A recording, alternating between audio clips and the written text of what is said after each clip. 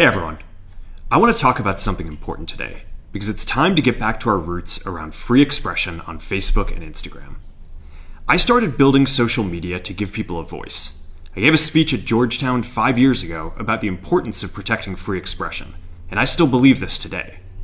But a lot has happened over the last several years. There's been widespread debate about potential harms from online content. Governments and legacy media have pushed to censor more and more. A lot of this is clearly political, but there's also a lot of legitimately bad stuff out there. Drugs, terrorism, child exploitation. These are things that we take very seriously, and I want to make sure that we handle responsibly. So we built a lot of complex systems to moderate content. But the problem with complex systems is they make mistakes. Even if they accidentally censor just 1% of posts, that's millions of people. And we've reached a point where it's just too many mistakes and too much censorship. The recent elections also feel like a cultural tipping point towards once again prioritizing speech.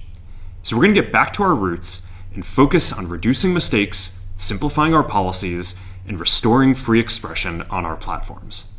More specifically, here's what we're going to do. First, we're going to get rid of fact checkers and replace them with community notes similar to X, starting in the US. After Trump first got elected in 2016, the legacy media wrote non-stop about how misinformation was a threat to democracy. We tried in good faith to address those concerns without becoming the arbiters of truth.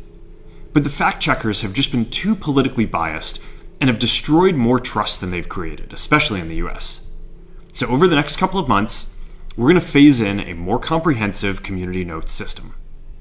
Second, we're going to simplify our content policies and get rid of a bunch of restrictions on topics like immigration and gender that are just out of touch with mainstream discourse.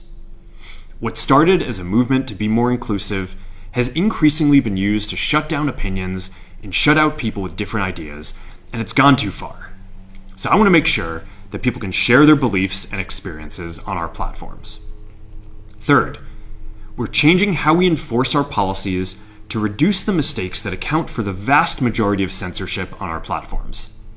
We used to have filters that scanned for any policy violation. Now, we're going to focus those filters on tackling illegal and high-severity violations. And for lower severity violations, we're going to rely on someone reporting an issue before we take action.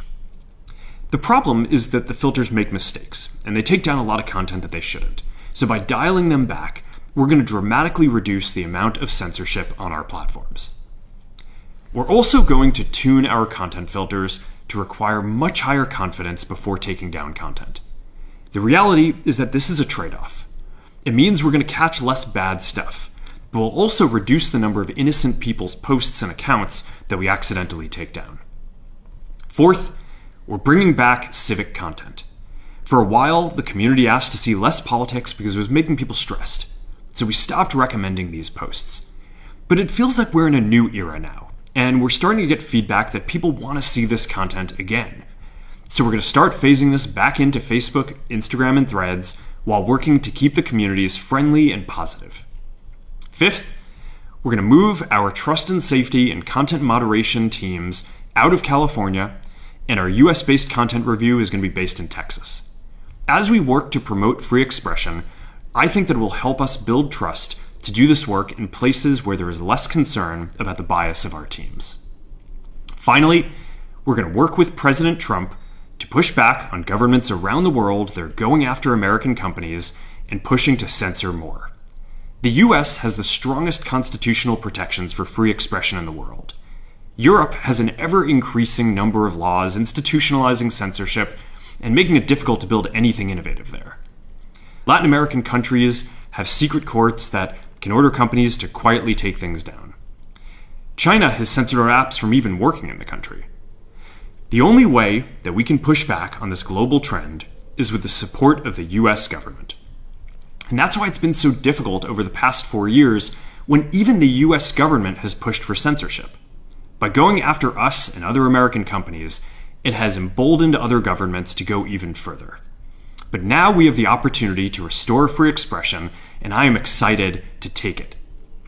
It'll take time to get this right, and these are complex systems. They're never going to be perfect. There's also a lot of illegal stuff that we still need to work very hard to remove. But the bottom line is that after years of having our content moderation work focus primarily on removing content, it is time to focus on reducing mistakes, simplifying our systems, and getting back to our roots about giving people voice. I'm looking forward to this next chapter. Stay good out there, and more to come soon.